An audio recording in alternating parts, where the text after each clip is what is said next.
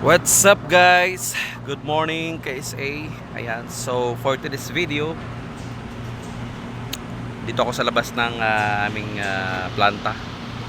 Nag-aantay ako ng deliver ng products namin para tuloy-tuloy yung aming production.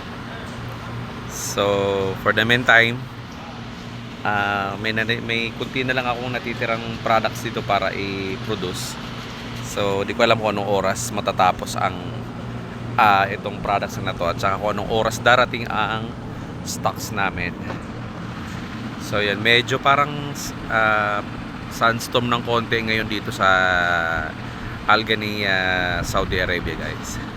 So ito yung mga planta namin. Ito yung mga planta na kapitbahay namin.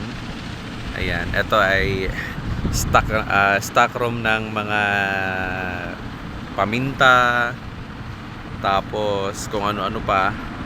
Then ito naman stock room ng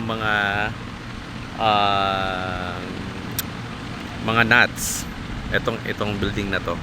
Tapos ito, I think this is mga bakal, mga cabinet. Tapos ito ay accommodation. And itong kapitbahay namin,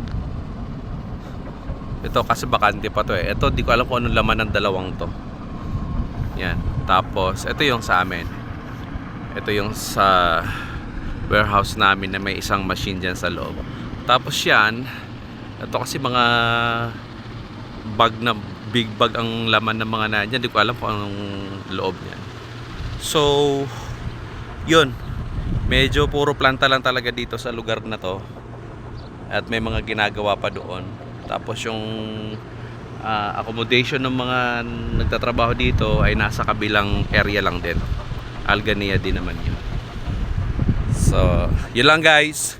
So di ko alam kung anong oras darating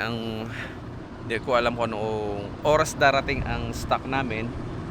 So usually kasi dumadating yun ng mga 9 ng umaga to 11 ng umaga. Yun yan. Alright.